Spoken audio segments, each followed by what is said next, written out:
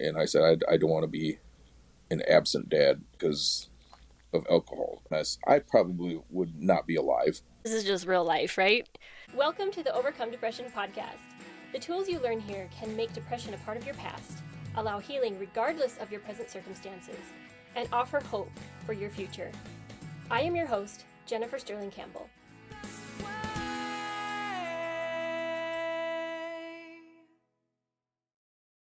It's a miracle, I would say, that two people can stay married forever for this life and make it work. I mean, there's lots of failures. I've had two of them, but I'm really grateful for the 5-year marriage that I have right now, and still lots of progression to be made. And I think you mentioned chaos. I actually listened to something specifically about finding organization and creativity, for like taking chaos and making it into something beautiful and creative. And so that reminded me of that. And one of the things that they talked about was that in the ancient tradition, usually the evil character was chaos. And then the hero of the story would come and organize the chaos or defeat the one creating the chaos, and that all would be made well. And some people kind of it was a discussion, and some people were kind of almost like, oh no, like chaos is good because it helps us to grow. And I'm like, well, yes, of course, there's a purpose to chaos, but we don't want to lean into the chaos. We want to move away from the chaos and create. So I suppose as a parent, what is your biggest challenge in creating organization or beauty from the chaos? Because kids are really good at the chaos, and too, they'll make messes and then they're like, whoa, this is chaotic, and they'll move into a new part of the house where it's not as chaotic and then make a chaotic mess there. It is a daily struggle. Not a struggle. It's a daily occurrence in our house because we have a variety of ages. Our 6-year-old, she kind of does her own thing, and then our 4-year-old just makes a hurricane out of everything, and then our 1-year-old, obviously, she just grabs something and throws it somewhere else. So we're always following behind and picking up and putting things away, and it's just like this circle that continues through the house. How do we make something beautiful out of all this? I think it's all in a beauty of its own. It's beautifully chaotic. Our life would not be what it is if we didn't have this. And it's something that I wanted since I was a young man. Obviously, it didn't happen until I was almost 40, but it was something that I wanted for so long. And same with my wife. She wanted to be a mother, and it took us going through our trials to get where we're at. And now I think back, I'm like, man, if the chaos that we have right now didn't exist, it would be just something just utterly chaotic and just a complete mess. I probably would not be alive, and my wife would be with someone else because she's just that amazing, where any guy would be lucky to have her because she's devoted, and she's a wonderful mother. And of course we butt heads and we fight about silly things, but that's what makes our life beautifully chaotic. So let's speak more to that. Because I really want to talk about your story, which is incredible. Because in one of my previous podcasts, I talk about how the decision to decide is the most important decision we will ever make. And I think you would agree with that statement. Yes, absolutely, 100%. So what happened to you, and you can recreate or reframe the story, is that you, I'm sorry, had a extreme addiction to alcohol for 10 years. Yeah. It was one of those really, really like consumed your life completely. It really did. And I don't know if a lot of people that are close to me really know how deep it affected me. Because you did a really good job of covering. Because I did hide it, and I hid it very well. So how it, and it, I don't even really know how it started. It just happened, and it was just there. And it took me a long time to realize that, yes, here it is. And there were many things that happened.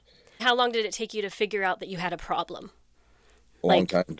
Was it years? It was you years. thought you were fine, And Yes, and it was just a normal to me. mm-hmm, I didn't realize it until things started happening. So I'll just kind of jump into my story. I got divorced, and prior to my first marriage, it was a social thing, and I controlled it well. It was just something that young people do, you know. And now that I look back at it, even prior to that, I still think of it as social, but that's kind of where it all started, and it started building and taking a hold of me. And so I got divorced, and I remember on my divorce date, as soon as I was done in court, I went to the bar, and my court hearing or date, it was like 10 o'clock in the morning. And as soon as I was done with that, I took the day off from work because I'm gonna go drown myself afterwards. I'm gonna. So I headed to the bar, and I didn't stop until bar time. So figure start at noon. Bar time here is 2 a.m. That's a good 14 hours of drinking. mm-hmm, And after that, it just progressed to a daily thing. And I was high functioning. So I would go to work. I would do my shift at work, and I was an office worker, so I wasn't operating machinery or doing anything unsafe like that, but I was still high functioning where I was mm-hmm, able to go to work. I would get off work, go home, take a nap. When I would get up from my nap, I would head to the bar. My dinners consisted of bar food and alcohol. mm-hmm. And if it was beer or mixed drinks or whatever it was, typically during the work week, this sounds so silly, but I was semi-responsible where I would only drink beer. Mm-hmm. But when the weekends rolled around, it was hard liquor, and um, and it was a daily thing. I would come home, take a nap, go until the bar's closed, get home from the bar, get a few hours of sleep, and then get up for work and do it all over again. And there was times where I can guarantee you I was still intoxicated when I went to work, but I covered it up well enough that nobody really knew what was going on. And I did Yeah. this for probably 10 years.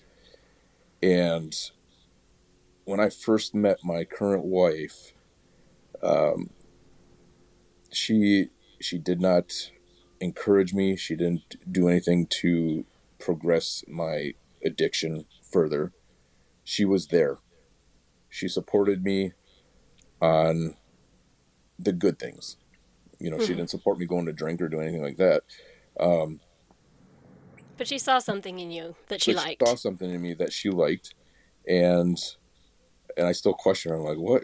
What were you thinking? Like, you got yourself into some She serious. was, I would say she's lucky. Not everyone ends up being married to someone who loves their family as much as you do Yeah, and who decides to give that up. I mean, a lot of people don't change.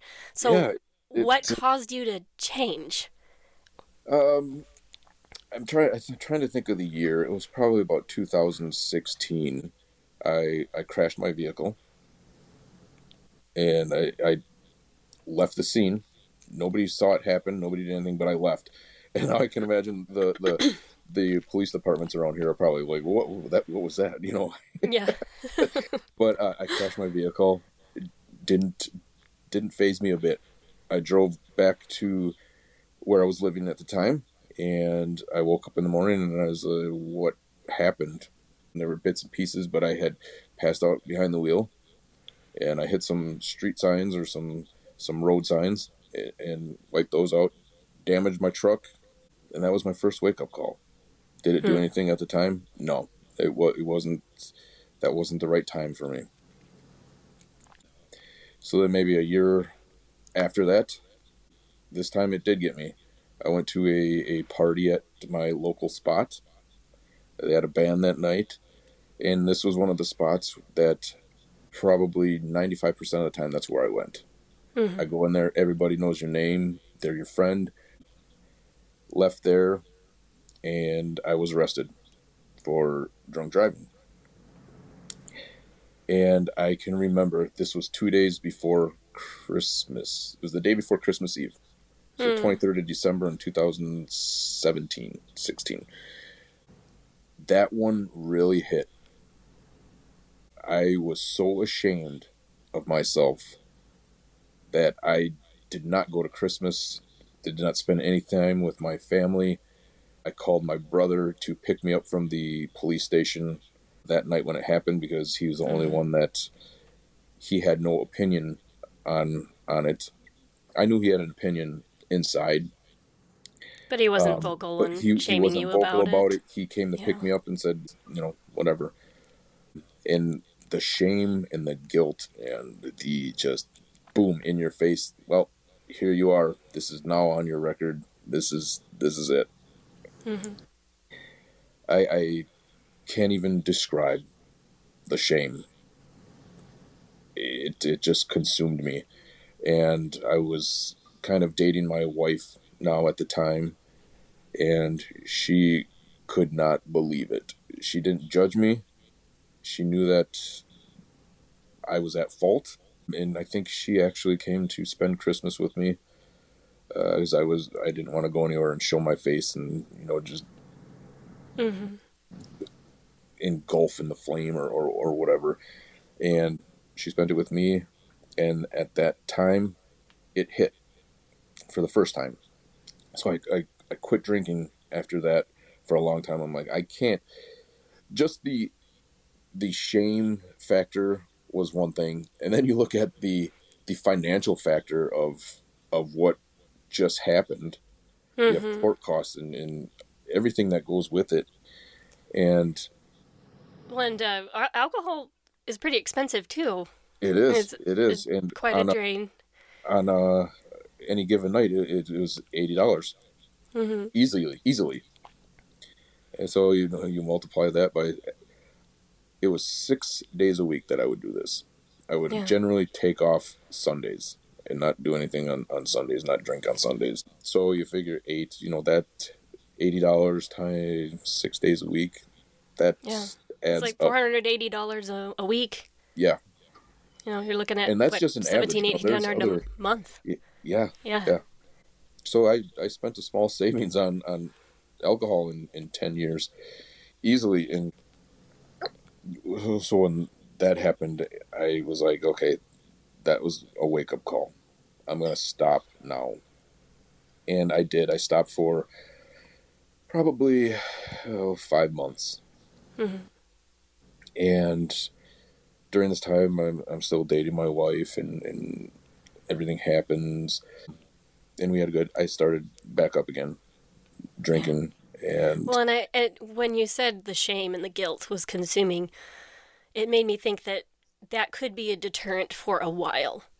yeah, But shame and guilt is also what causes people to go back into addiction. yeah, And so I don't think it's a permanent fix, the shame and the guilt. That it no, and usually goes full circle and then you end up using again. It yeah, has to come from something else, not shame and guilt. yes, And according to you, that was what happened next, which is the cool part of the story. yeah, and so I'm trying to think. I know my my steel trap of a memory has gotten a little rusty over the years. And the next week, we're both at work. We worked at the same place. I was back into my drinking habits and all this, and found out that she was pregnant, and that was a big wake up call. But still, at the time, it was like not not there. We're having this child. I was not a good person at the time. I was not good to her. There were other extenuating circumstances going on behind the scenes. We won't dive into those with this conversation, but there were things going on with me in my personal life, and she's she's pregnant. We're gonna have a baby, Mm-hmm. and it was sometime that summer, late summer, uh, come November, and I remember the date. I remember exactly everything about it. Deer hunting here in Wisconsin is a tradition. It is a big deal. And so I hunted for years and years and years with my best friend. We always hunted together. And November 18th was the start of deer camp here in Wisconsin, November 18th of 2017. And I remember the day. It's also my dad's birthday. That was the day after sitting through everything and realize everything. I am going to have a child. This child is going to look up to me. They're going to depend on me. I cannot be just some jerk of a dad, some bum on the street, an alcoholic. I do not want to be that dad. November 18th of 2017 was the day that I said, that's it. From that day, Yeah. and it sure made, don't get me wrong, I was absolutely grateful. It sure made deer camp strange that year, because Yeah. prior to that, it was me and the boys, and we'd go and have our beers, and then we'd go shoot guns the next day, you know. Hmm. But that was the day that I said, enough is enough. Like, that's it. November That was 18th your of moment 2000. of That, decision. that was my moment.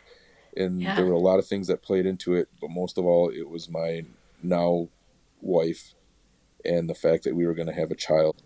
What I learned later, what I had going on, and Mm. my wife had her issues with alcohol, not her, but with her family, and she had that going on. And I said, I don't want to be an absent dad. Even though I may be there, I will be absent because of alcohol. I said, Yeah. that's it. Would you say that the decision was more heavily, I'm going to be a good dad, and then the alcohol just fell away? Or was it, I'm going to quit alcohol so that I can be a good dad? I mean, they kind of go together, of course. But what Yeah. do you think was the driving factor here? There's a Like, I lot. can't, I feel like when people say, well, I can't do this, it just makes them want to do it more. And it's more of a driving force if you're like, I can do this, or my life could look like this if I ABC. Yeah, boy, that's a tough one. The way that I looked at it is, I look at my dad and my friends, and they don't have a problem controlling themselves Mm-hmm. with it. With me, it wasn't so much about controlling it. It was, I just couldn't, Mm-hmm. because one would lead into two, into three. By the end of it, it's bar close. I'm having a good time, but I'm Mm-hmm. also 12 beers in, or however many drinks in. I just never found I could just stop. Yeah. And you had to want to commit to And that. And yes, before that, there wasn't that desire. So, what do you think was the biggest factor keeping you from making that choice? That moment of decision, 10 years ago? you know, What made it so hard? it was just, it was just there. It was Yeah. just there, and that may just sound so, not really to the point, but that's how it was. It was just there. It was just something that I did, Part of and your identity. part of who I was. Mm-hmm. Exactly, it was part of my identity at the time, and knowing what I know now, it was also in my genes, and it's my biological dad was an alcoholic. That's how he died. But I did not find that out until years after the fact. And you You said know, you don't tell many people this. I don't tell many people at all. My friends, my close friends know. Obviously, my family knows, but my drinking friends or acquaintances had no idea, and a lot of them still don't, and they won't, and that's quite alright with me. I have my Yeah. circle. Yeah. I have my tribe, and what they know about me, they can take who I am for face value. I mean, because now that's really what I am. I am a devoted and loving dad and husband, and I'm the soccer dad and the Yeah. dance Tell me more dad. about that. What kind of dad did you want to create and have created? Exactly who I am. That's who I wanted to be. I I am an emotional dude, and I am not one to shy away from crying or my feelings or anything like that. I wanted to be the dad that his girls will dress up and put on lipstick and paint his nails. That's who I am. It hasn't happened yet. I have no problem getting on stage with my girls and dancing in a tutu. Whatever they want me to do, I am like all in. You can count me in, no question Mm-hmm. about it. And I so think here I, it feels to me like your pride when it comes to your girls is so much in your girls that any other pride just falls away. Pride in your appearance or pride in what people will think. It's just like you don't care because I you're have, so proud I of these don't, girls. I am so proud of these girls and who they are, and everything about them. I am proud of. My 6 year old, almost seven, she is very, very, very mathematically smart. She Hmm. doesn't see it, but I see it exactly, and she gets that from me. Consider myself a math genius. I was taking college math in junior high and high school. I Yeah. was in like very, very advanced college math. I did anything with it, but it comes easy to me, and I see that in her. Hmm. my my 4 year old, she is just a little spitfire of she has the attitude on her like you would not believe. They all have attitude, of course. And then my 1 year old she's the daredevil. I thought my Hmm. 4 year old was, but our 1 year old is going to put her to shame. And What's the most daring thing she's done up to this uh, point? up to this point, she has this little slide, little Tykes slide. Mm. It's like, I think it's the little Tykes, my little Tykes first slide or whatever it is. And it's not that high. It's meant for little girls or little kids their age. She's one, but she climbs up to the top and she stands on top with her hands in the air and just starts like jumping up and down. And it just terrifies me because, it's for her a four That's a foot yeah. drop is still going to do some damage. It's a good thing they're floppy. I had a similar experience with my now 2.5-year old, and it wasn't that long ago. But we have a goat pen that's about as tall as a roof, and the panels on the side have basically a cage so that Yep. he could put his feet in it and climb. And he climbed on top of that roof, and I was making soup at the time, and I had the door open, like I was checking on him because he wanted to be outside. And my neighbors were actually the ones that were like, "Hey, hey, your son." He was on top of the roof jumping on top of this roof. And I'm just like, oh, like my neighbors are, oh, this is so embarrassing. And I'm so glad I have nice neighbors that didn't call CPS. But Yeah. he wouldn't come down. I had to climb, and it's not as easy for an adult to climb up that thing Yeah. as a kid. So it took some doing. I got up there finally and grabbed him, but oh my gosh, it was It's terrifying. it is it's terrifying. And my wife, she's always, you have to let them experience this stuff. Like what did Yeah, you do when you were a kid? I said I was crazy. I know what I was doing. I was crazy, and I look back now and I'm like, how are we alive when we were I know. There's got to be so many angels protecting oh kids. my I goodness, just yeah. seriously, And even she's at like, playground, I look at playgrounds and all the places they can fall and to their yes, death. yes, Yet they don't. yes. I It's haven't heard of that ever happening. I'm sure it has, but yeah. but they build this playground equipment around the fact that they are kids and they're going to fall and get hurt and all this stuff, but still it terrifies me. I am such an overprotective dad, and it's probably one of my greatest faults. I'm so overprotective, but I look at these three little beautiful little girls that I created with my wife, and I'm like, man, I just don't want anything to happen to them. In their entire life, Yeah. I will protect them as much as I can.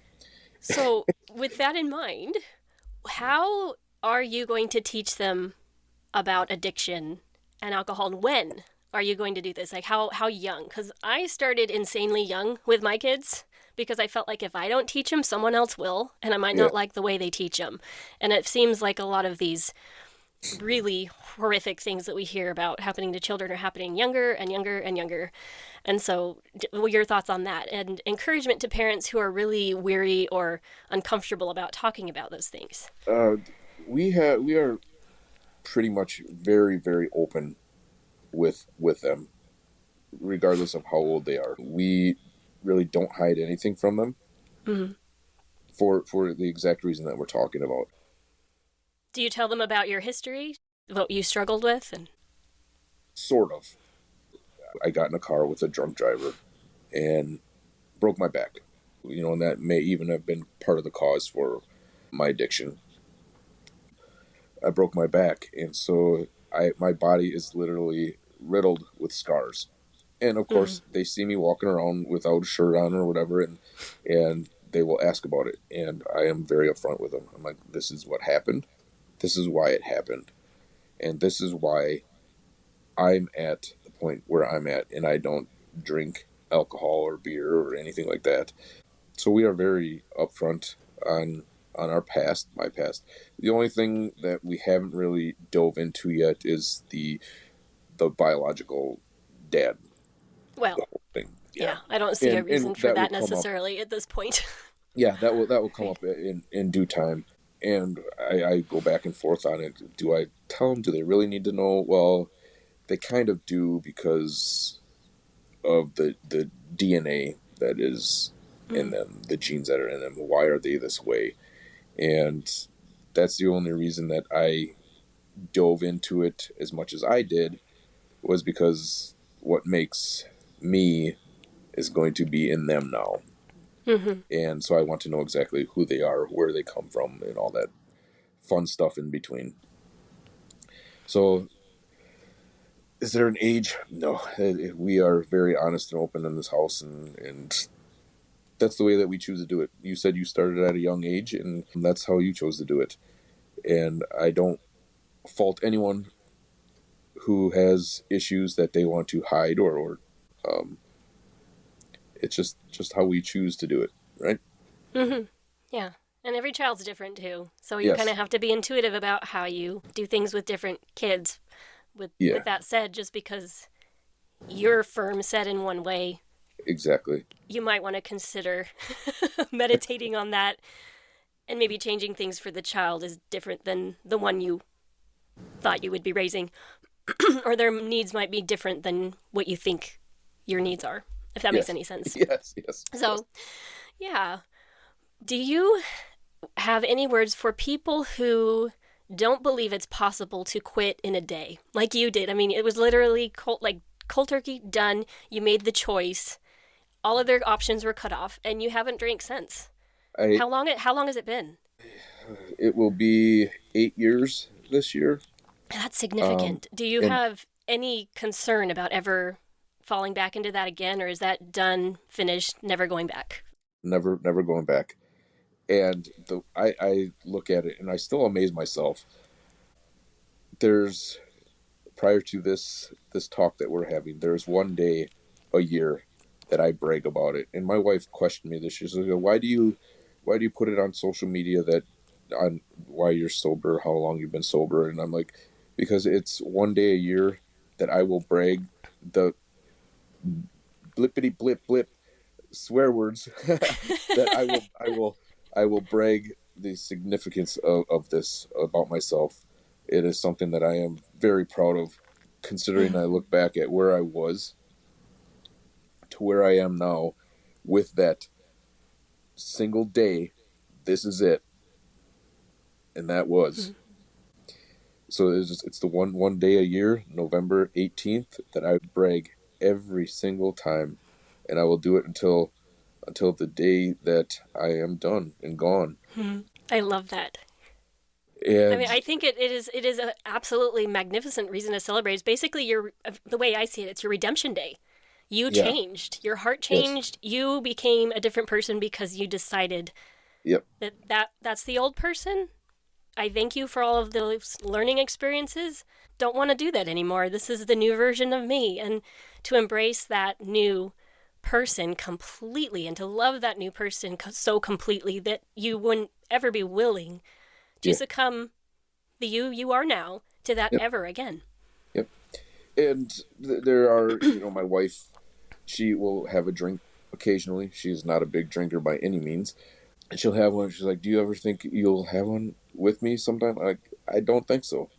It's not something that I don't want to even question it. Like, if Mm. I were to have a drink with her, what would happen? Would I fall back into it?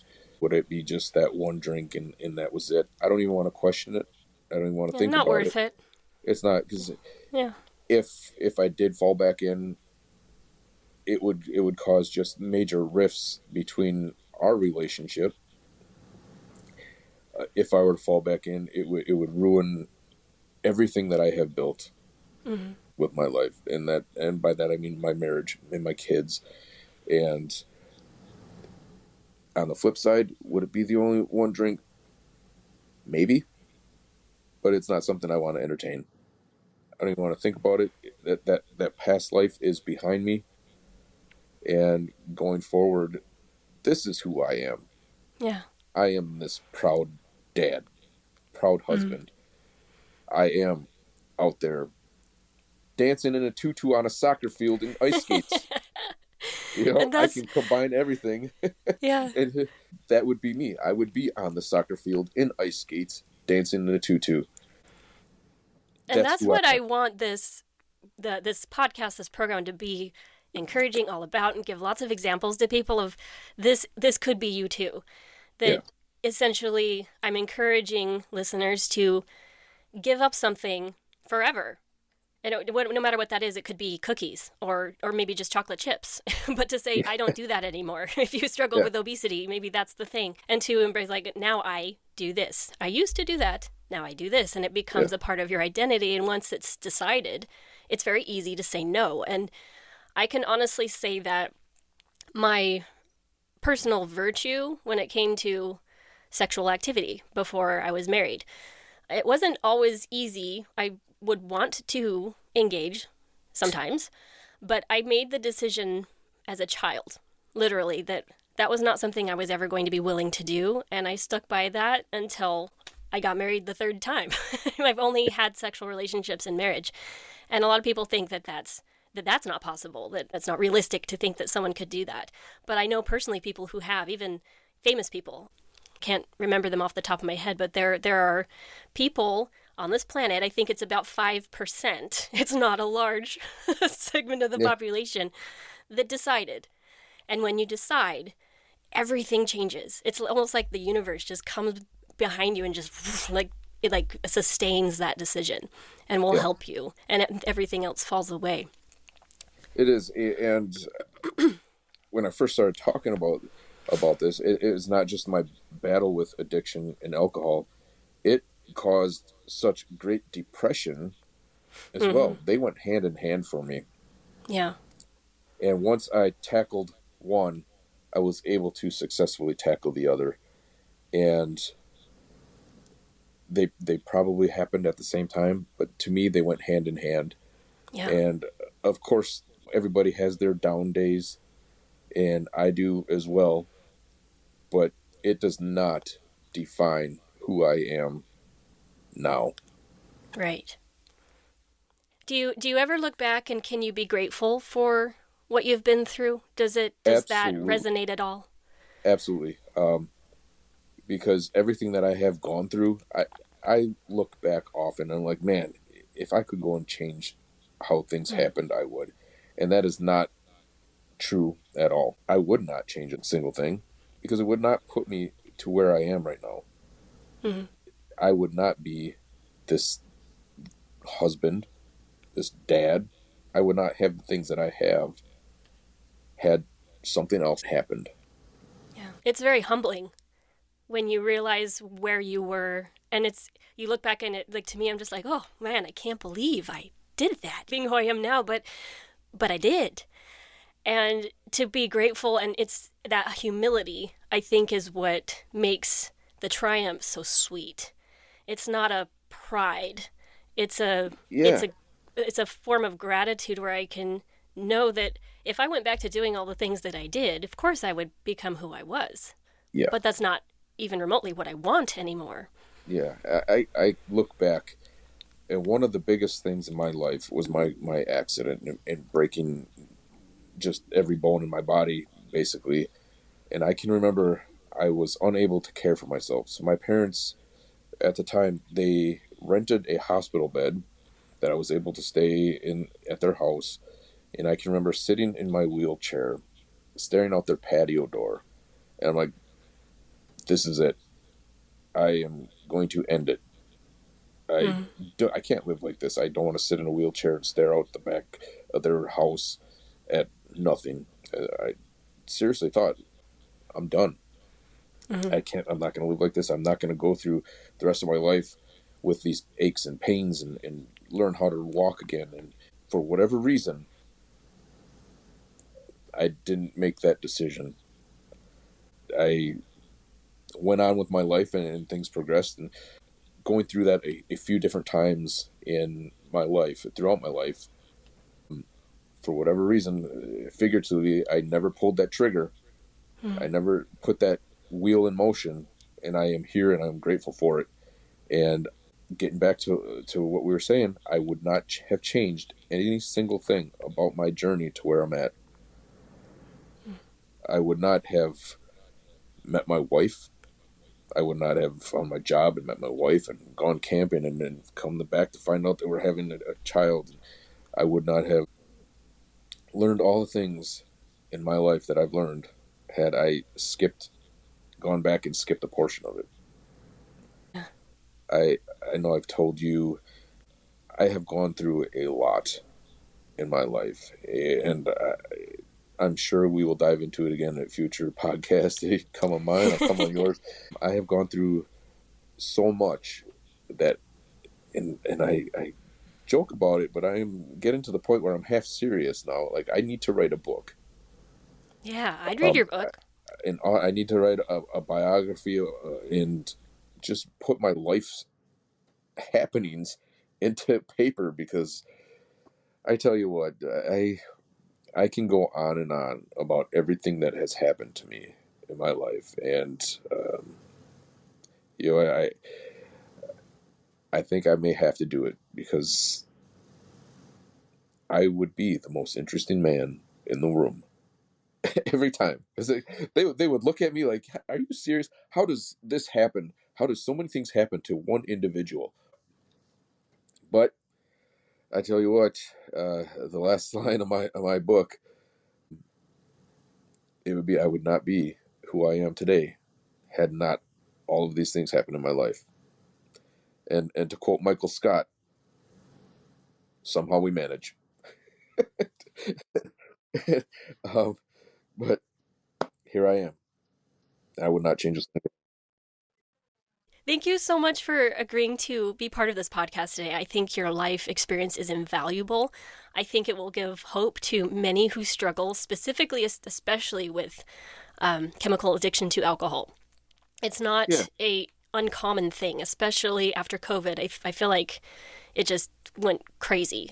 People are struggling more than ever before. More people are dying from alcohol overdoses than ever before. I was reading that just this week, which makes me really sad. And it's not that it's easy to get to that point where you can quit, but it's yeah, possible. And you can, once you get to that moment of decision, and it's just getting you to that moment of decision that we want to do so that you it can is. be free Yeah, of this it is just getting prison. there, Yeah.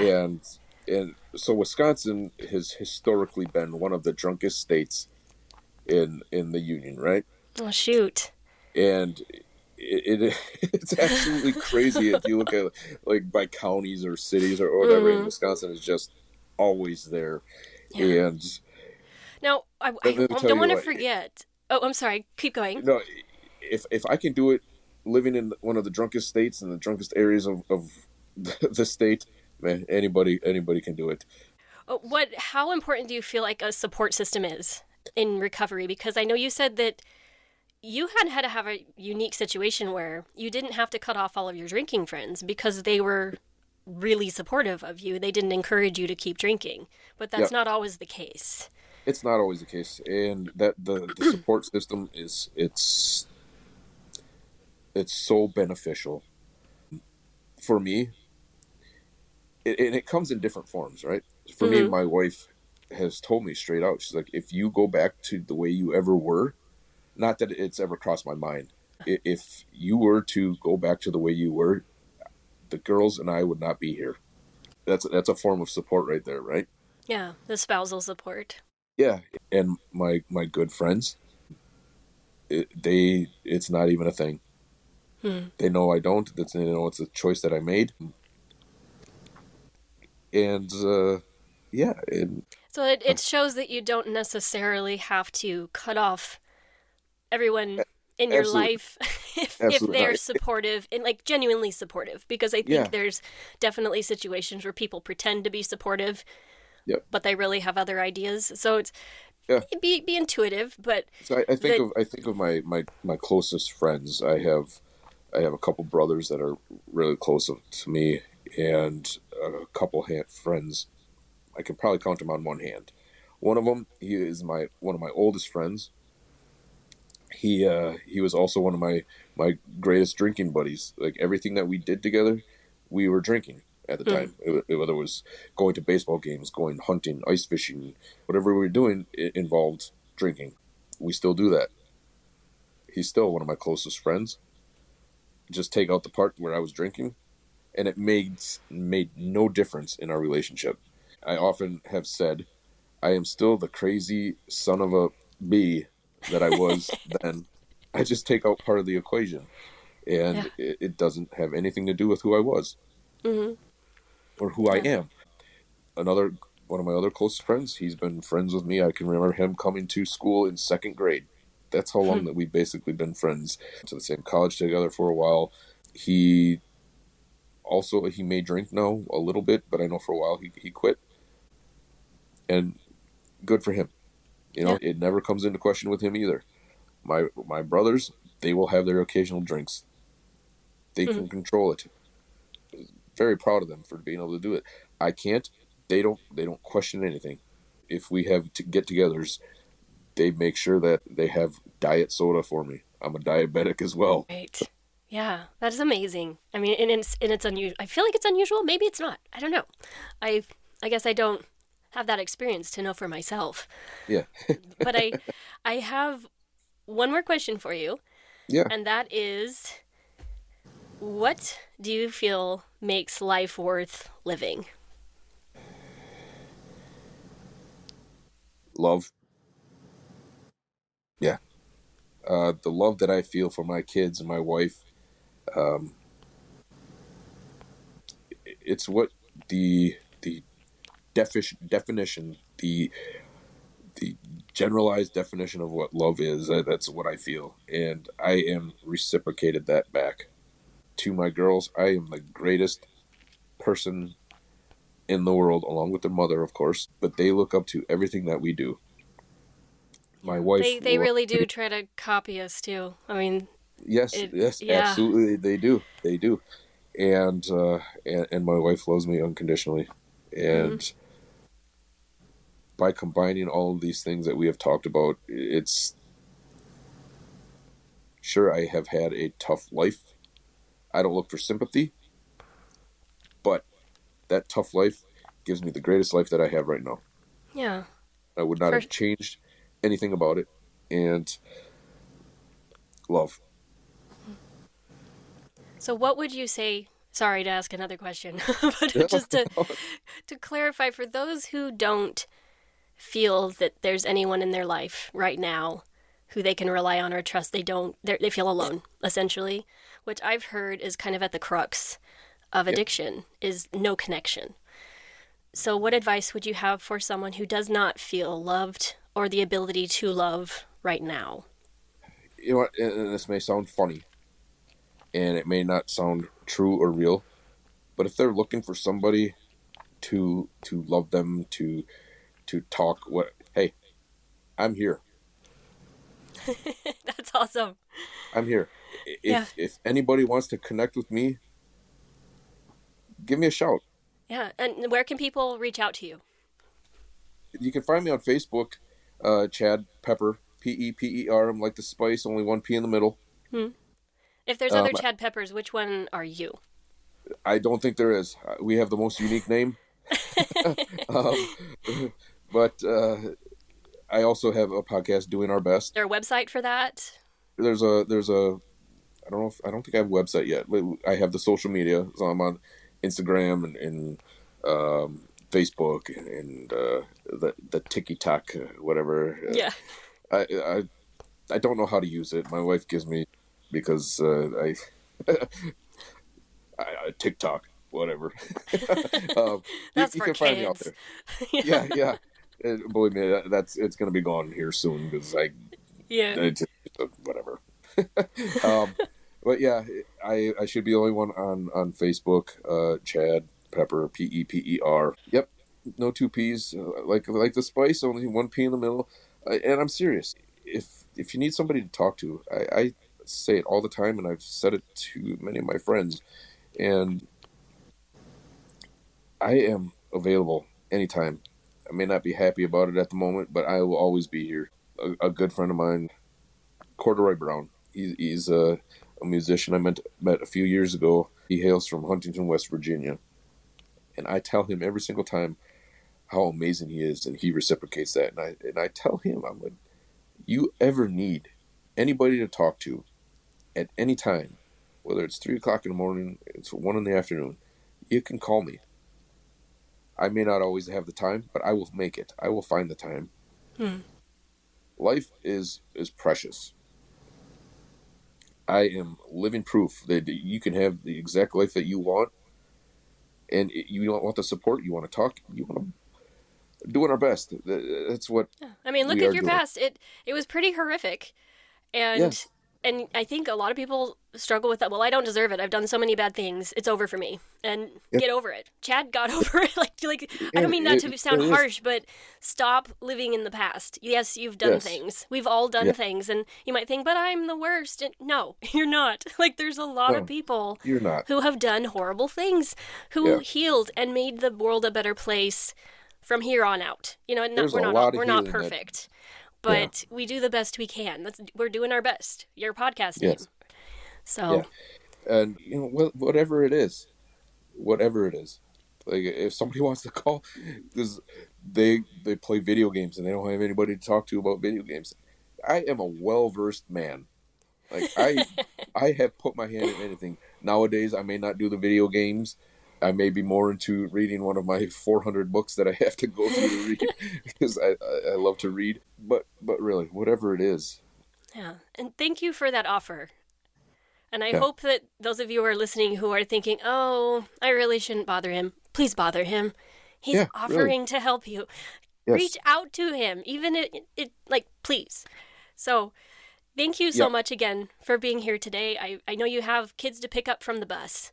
yeah, So yep, I probably need to let you go to go do your amazing dad thing.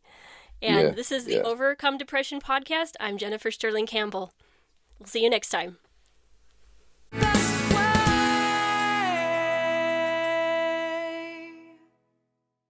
If you are new to this podcast, please go watch all of the hashtag introduction videos first, and then consider downloading the Overcome Depression workbook. Links in the description. The content in this podcast is based on my own personal beliefs, is for informational purposes only, and is not intended to substitute for medical advice, diagnoses, or treatment. Please refer to the full legal disclaimer in the description.